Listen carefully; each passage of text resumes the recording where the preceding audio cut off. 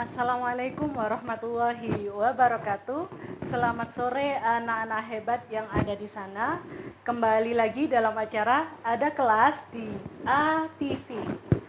Acara ini terselenggara atas kerjasama Dinas Pendidikan Kota Batu dan Agropolitan Televisi, stasiun televisi kesayangan masyarakat Kota Batu.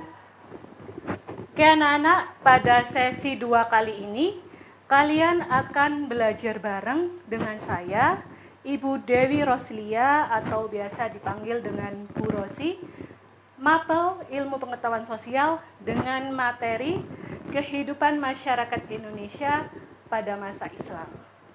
Apakah kalian sudah siap? Kalau sudah siap, mari kita mulai belajar barengnya.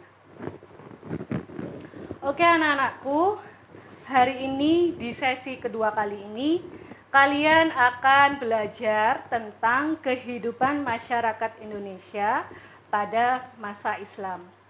Apa saja yang akan kita pelajari pada hari ini? Simak baik-baik ya. Kehidupan masyarakat Indonesia pada masa Islam. Belajar apa sajakah kita hari ini? Kita akan belajar 3 materi utama. Yang pertama tentang teori-teori kedatangan Islam. Yang kedua tentang media dalam penyebaran Islam. Dan yang terakhir, yang ketiga, kita akan belajar tentang kerajaan Islam di Indonesia dan peninggalannya. Oke, mari kita mulai untuk materi yang pertama. Materi yang pertama, kita akan belajar tentang teori-teori kedatangan Islam. Dari mana Islam berasal? Daerah mana yang pertama kali menjadi tempat kedatangan Islam? Kemudian siapa pembawanya dan kapan Islam sampai ke Indonesia? Akan kita bahas pada teori-teori yang masuk, teori-teori yang mengungkapkan, membuktikan bahwa Islam masuk ke Indonesia. Oke. Teori yang pertama, yakni teori Arab. Teori ini menyatakan bahwa Islam datang ke Indonesia langsung dari Jazirah Arab pada abad ke-7 sampai 8 Masehi dibawa oleh pedagang-pedagang Arab. Hal ini dibuktikan dengan adanya makam yang bertulis Hamim yang diartikan tahun 670 Masehi di Barus Tapanuli. Barus itu di mana? Barus adalah daerah pertama yang disinggahi pedagang-pedagang Muslim Arab. Hal ini dibuktikan dengan penemuan arkeolog akan sumber-sumber epigrafi yang berbentuk batu nisan. Ya, ini teori Arab. Kemudian kita lanjut ke teori selanjutnya yang kedua, yakni teori Gujarat. Gujarat itu sekarang nama lainnya yakni India, negara India. Jadi teori Gujarat. Teori ini menyatakan bahwa orang-orang Arab bermazhab Syafi'i yang bermigrasi dan menetap di India yang membawa Islam ke Nusantara. Jadi orang-orang Arab yang bermazhab Syafi'i yang bermigrasi di India yang membawa Islam ke Nusantara. Kesimpulan ini didasarkan pada pengamatannya akan batu nisan di Pasai dan di Gresik, Jawa Timur, yang sama bentuknya dengan batu nisan yang ada di Cambai, Gujarat. Makanya teori ini muncul bahwa Islam itu di bawah dari Gujarat atau yang kita kenal sekarang dengan India. Itu teori yang kedua. Kemudian kita lanjut ke teori berikutnya. Teori yang ketiga, yakni teori Persia. Apakah ada yang tahu Persia itu sekarang jadi negara apa atau bagian dari negara apa? Oke, Persia itu yakni negara Iran sekarang kalau kalian tahu. Teori ini jadi menyatakan ditemukannya pengaruh Persia dalam kehidupan masyarakat di Indonesia pada abad ke-11. Teori ini menitikberatkan tinjauannya kepada budaya yang hidup di kalangan masyarakat Islam Indonesia yang memiliki kesamaan dengan budaya di India atau di Gujarat. Yakni salah satu contohnya yakni adanya peringatan 10 Muharram sebagai hari Asyura. Karena ada persamaan budaya ini, maka teori ini muncul bahwa Islam itu dibawa dari negara Persia atau sekarang kita kenal dengan negara Iran. Kita lanjutkan pada teori berikutnya. Teori yang ketiga, teori Cina. Menurut teori ini, Islam datang ke Indonesia di bawah oleh pedagang-pedagang Muslim Cina melalui jalur perdagangan pada abad ke-7 sampai ke-8 Masehi. Adapun tempat yang pertama kali didatangi oleh para pedagang Cina ini adalah daerah Sumatera, daerah bagian barat negara Indonesia. Teori ini tidak berbicara tentang awal datangnya Islam ke Indonesia, melainkan tentang peran Muslim Cina dalam menyumbangkan data informasi tentang adanya komunitas Muslim di Indonesia serta dan perannya dalam perkembangan pada abad ke-15 atau ke-16 Masehi. Jadi bukan berbicara tentang awal datangnya, tapi melihat peran-peran para Muslim Cina yang ada di Indonesia. Maka dari itu teori ini muncul bahwa Islam itu datang dari negara Tiongkok atau negara Cina. Seperti itu. Oke, teori selanjutnya yakni teori yang bisa kita simpulkan bahwa teori-teori tentang masuknya Islam ke Indonesia memiliki keunggulan dan keterbatasan masing-masing dari masing-masing teori itu. Tidak ada teori yang baku dan pasti. Menurut pendapat Az-Zumati Azra, sesungguhnya kedatangan Islam ke Indonesia datang dalam kompleksitas, yaitu tidak berasal dari satu tempat, peran kelompok tunggal, dan tidak dalam waktu yang sama. Jadi tidak ada teori yang benar ataupun salah, karena semuanya mempunyai keunggulan dan keterbatasan. Seperti itu anak-anak tentang teori masuknya Islam ke Indonesia. Oke anak-anak, sebelum kita melanjutkan lagi pada materi yang kedua, mari kita simak pariwara berikut ini dan tetap di Ada Kelas di ATV.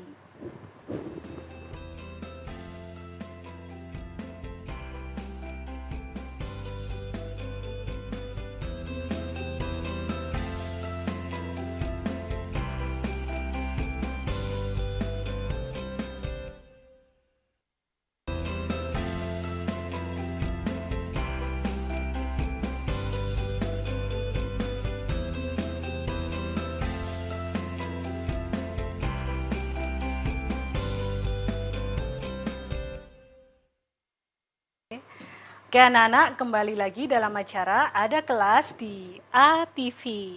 Oke.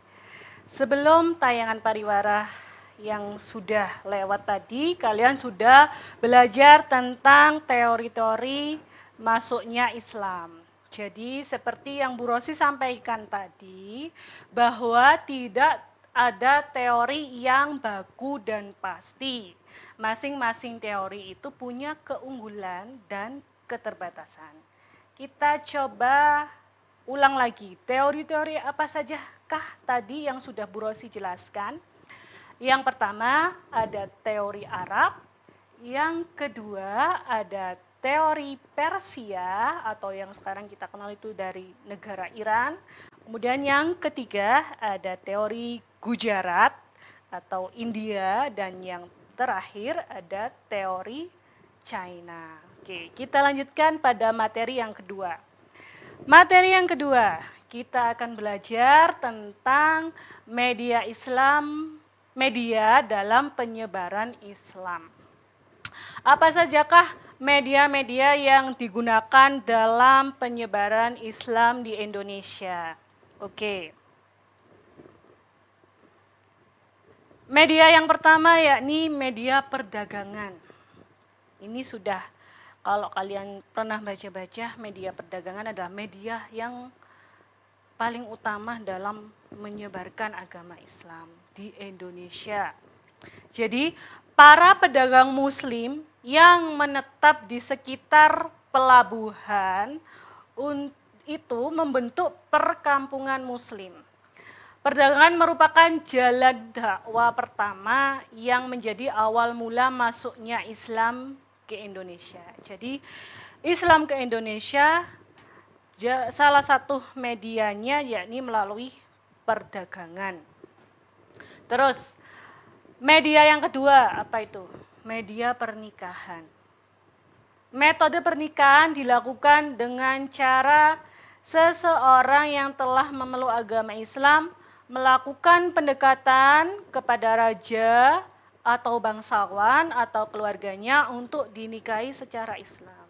Sehingga secara otomatis akan mempunyai keluarga di Indonesia dan menetap di Indonesia. Dan secara otomatis juga maka Islam akan tersebar luas di masyarakat Indonesia. Jadi itu medianya. Kemudian ada media juga melalui pendidikan. Pendidikan untuk menyebarluaskan agama Islam dilakukan dengan seorang murid atau santri yang berguru kepada seorang ulama di pesantren.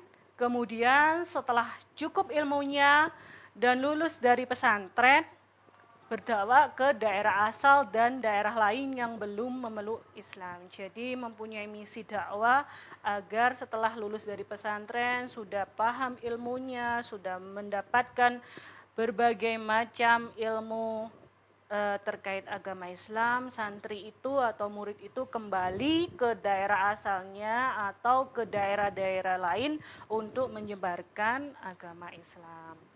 Terus media yang selanjutnya apa?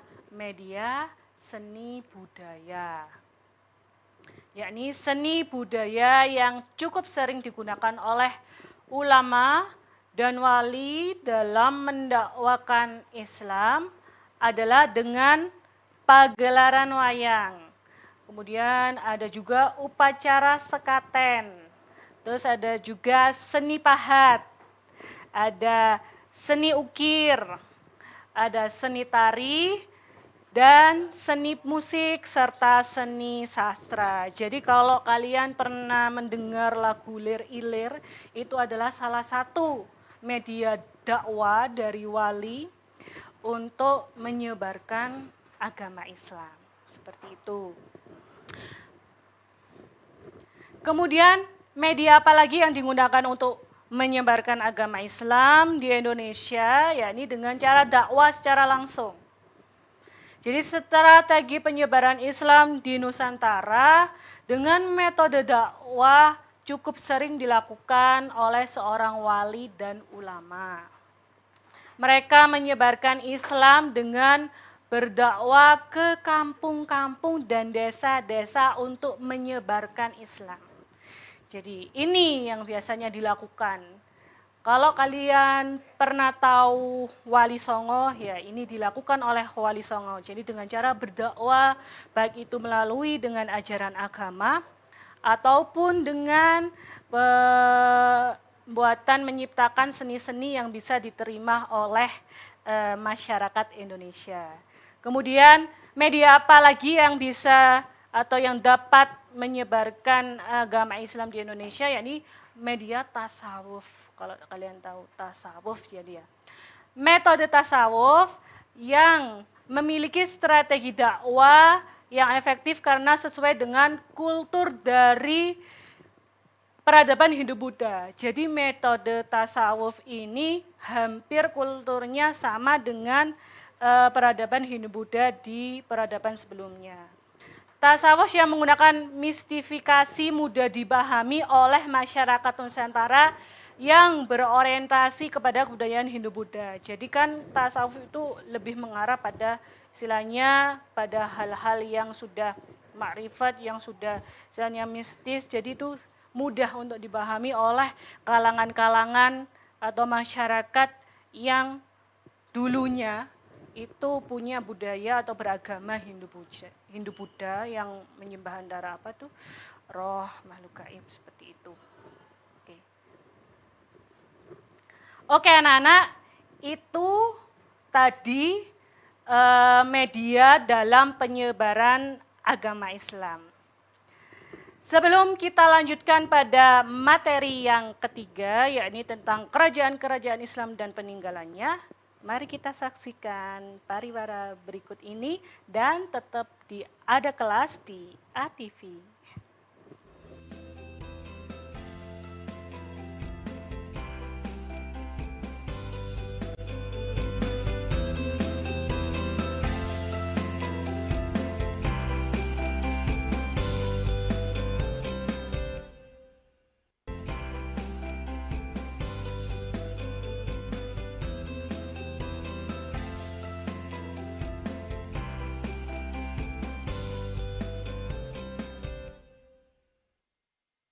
Kembali lagi dalam acara Ada Kelas di ATV.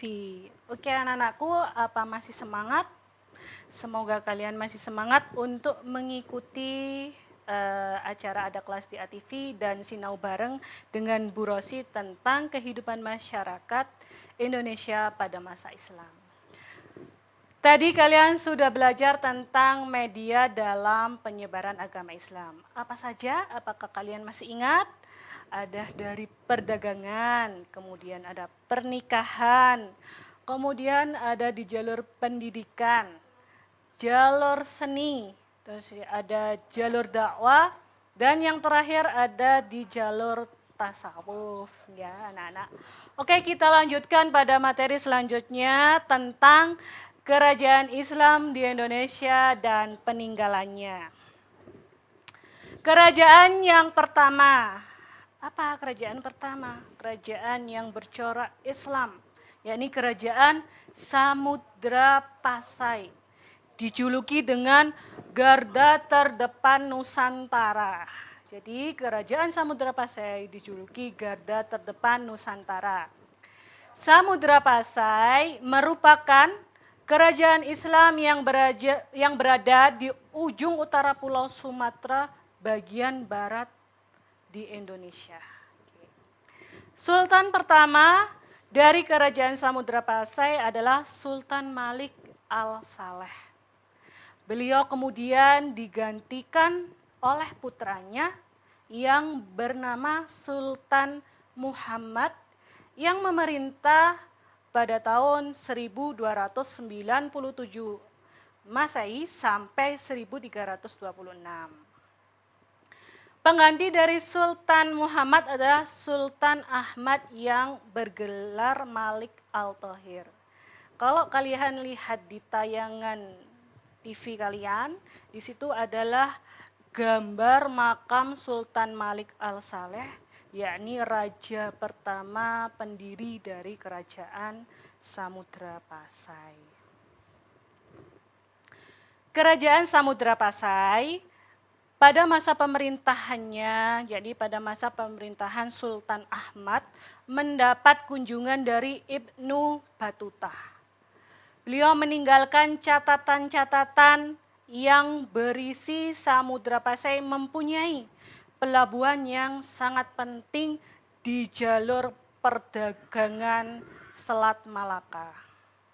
Istana Kesultanan Samudra Pasai disusun dan diatur secara India. Beberapa pembesar kerajaan terdapat pula orang-orang Persia. Jadi selain dari India atau yang kita kenal tadi Gujarat, kemudian juga ada dari orang-orang Persia yang kita kenal sekarang yakni negara Iran. Pahtihnya mempunyai gelar Amir. Jadi Samudra Pasai ini terkenal dengan jalur perdagangannya di Indonesia, jadi Indonesia bagian barat. Pada tayangan televisi kalian akan melihat gambar di situ hikayat para Raja Pasai. Jadi cerita-cerita hikayat tentang kehidupan Raja Pasai. Itu sebagai salah satu peninggalan dari kerajaan Samudra Pasai yang dikenal dengan garda terdepan Nusantara. Oke, kita lanjutkan dengan kerajaan Islam selanjutnya. Kerajaan Islam yang kedua yaitu Aceh Darussalam, juga masih di bagian barat Indonesia, ada di Sumatera. Aceh Darussalam dikenal dengan julukan Benteng Tangguh Islam di Nusantara. Kalian lihat pada tayangan di televisi kalian, di situ ada peta kekuasaan kerajaan Aceh, sungguh sangat besar. Jadi masa kejayaan dari kerajaan Aceh tercapai pada pemerintahan Sultan Iskandar Muda pada tahun 1607 sampai 1636 Masehi. Sultan Iskandar Muda memiliki kekuatan militer yang kuat dan besar. Beliau berhasil menguasai Sumatera sampai daerah Bengkulu dan Kumpar.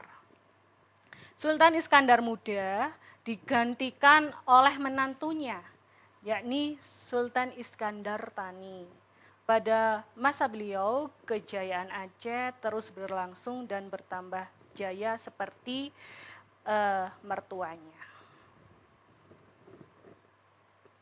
Pada tahun 1641 Masehi, Sultan Iskandar Thani wafat dan tanda-tanda kemunduran Aceh telah terlihat dan terjadi. Perselisihan antara kalangan keluarga kerajaan menyebabkan kekuasaan Aceh runtuh. Sebab lain dari keruntuhan Aceh adalah adanya orang Belanda yang berhasil merebut Malaka pada tahun 1641 Masehi. Kemudian menguasai perairan Indonesia dan berusaha menjatuhkan Aceh yang masih kuat pengaruhnya di kalangan rakyat. Kalau di Samudra Pasai itu terkenal dengan jalur perdagangannya, kalau di Aceh ini terkenal dan dari kekuatan militernya. Seperti itu anak-anak. Kalian bisa lihat sampai itu kerajaan Aceh punya mata uang emas sendiri pada masa kejayaannya. Kita lanjutkan pada kerajaan Islam yang ketiga. Apa itu? Kerajaan Demak. Apakah kalian pernah ke daerah Demak? Ke Masjid Demak? Kalau kalian pernah ziarah wali ke-9, biasanya kita juga akan mengunjungi Masjid Demak ini. Masjid Demak adalah salah satu peninggalan kerajaan Demak. Kerajaan Demak dikenal dengan julukan Tunas Supremasi Kejayaan Nusantara. Jadi Raden Pata yang memeluk agama Islam memutuskan hubungan dengan Majapahit dan mendirikan kerajaan Demak. Jepara Tuban, Gresik membantu Demak untuk berdiri menjadi kerajaan. Jadi lepas dari Majapahit, kemudian Raden Patah membentuk kerajaan yang dinamakan dengan Kerajaan Demak. Pati Unus yang menjabat di Japara sangat rajin membantu ayahnya. Jadi Raden Patah itu mempunyai anak yang bernama Pati Unus. Pati Unus meluaskan kekuasaan di Demak. Pati Unus memberanikan diri memimpin pasukan untuk menaklukkan Portugis di Malaka, tetapi sayang 1000 sayang usahanya gagal. Pengganti Pati Unus adalah Pangeran Trenggono yang memerintah pada tahun 1564. Sultan Trenggono menghindarkan Demak dari ancaman Portugis untuk menguasai daerah pesisir Jawa. Fathahillah yang melarikan diri dari Paseh diterima Sultan Trenggono. Kemudian Fathahillah dinikahkan dengan adiknya.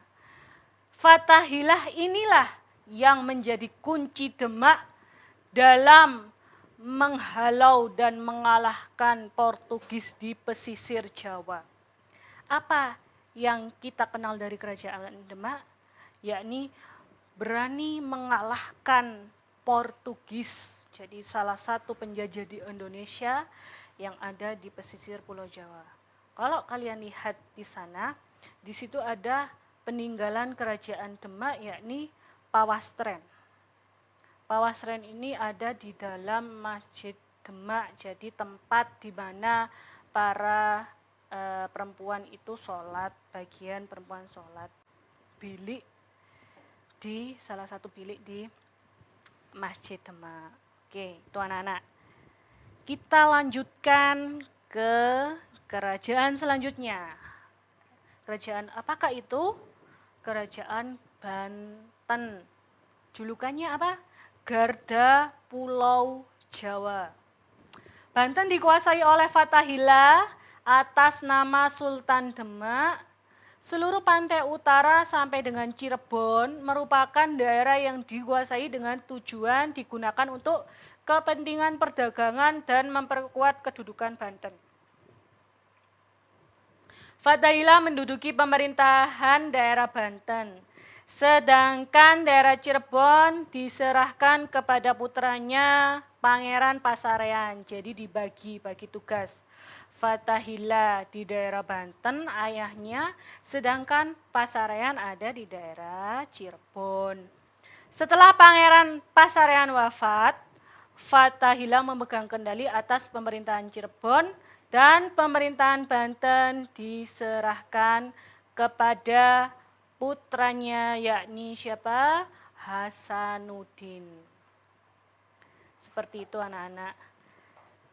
Gambar yang ada di televisi, di tayangan televisi, di layar TV itu adalah salah satu peninggalan dari Kesultanan Banten, yakni Masjid Banten.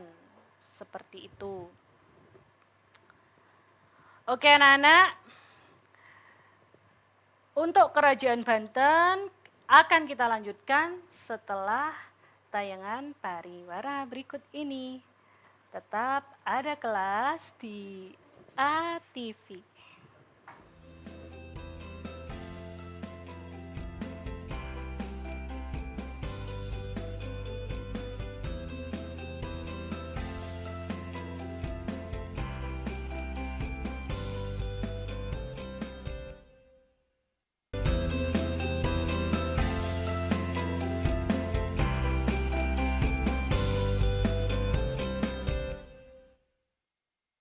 Kembali lagi dalam acara Ada Kelas di ATV. Oke anak-anak, kita lanjutkan belajar barengnya tentang kehidupan masyarakat Indonesia pada masa Islam. Tadi kita sudah terakhir belajar tentang Kerajaan Banten. Mari kita lanjutkan. Jadi Kerajaan Banten yang dijuluki dengan Garda Pulau Jawa mencapai puncak kejayaan pada masa Sultan Ageng Tirtayasa, yakni pada tahun 1651 Masehi sampai 1682 Masehi. Beliau menjadi sultan yang tegas. Sekitar tahun 1600 Masehi, Banten mengalami zaman kejayaan. Banten adalah pusat perdagangan lada yang dihasilkan di daerah Banten dan Lampung, cengkeh serta pala dari Maluku. Banten semakin mengalami kemunduran karena terdapat tekanan dari Belanda di Batavia. Akhirnya Banten pun runtuh. Jika kalian melihat tayangan yang ada di TV kalian, kalian akan tahu peninggalan dari Kerajaan Banten, salah satunya yakni Komplek Keraton Surosowan, seperti yang ada di layar TV kalian. Itulah adalah salah satu peninggalan Kesultanan Banten. Seperti itu anak-anak Kerajaan Banten yang dijuluki dengan Garda Pulau Jawa. Selanjutnya yakni Kerajaan Makassar yang punya julukan dengan simbol kegigihan Nusantara melawan supremasi asing.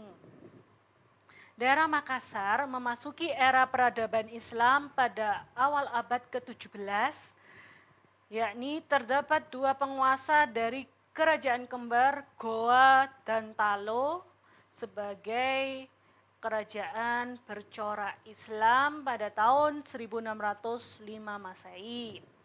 Dwi tunggal dari dua penguasa ini, yakni Alauddin dan Abdullah, sangat giat dalam mengislamkan kerajaan Islam pertama yang ada di Sulawesi. Penggantinya adalah Sultan Muhammad Said.